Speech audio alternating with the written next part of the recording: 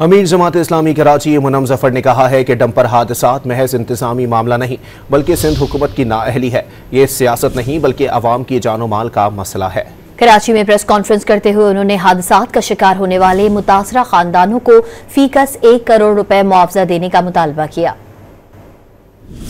मुराद अली शाह साहब,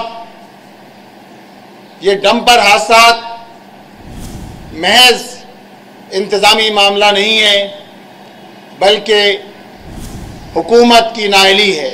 ये सियासत नहीं है, ये अवाम की जान और जिंदगी का मसला है। अगर 110 से ज़ायद लोग जहां बहाक हो जाएं तो क्या बात भी ना की जाए? क्यों वो सारे इक़दाम नजर नहीं आते?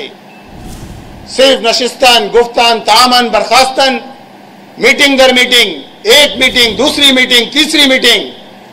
आप मीटिंगें जरूर कीजिए, बार बार कीजिए, लेकिन कोई हल तो होना चाहिए। इस शहर के लोगों को रिलीफ मिलना चाहिए कि जितने लोग जख्मी हुए हैं इन हादसात में, मुतासरा खानदान को फीकस 1 करोड़ रुपए मुआवजा दिया जाए।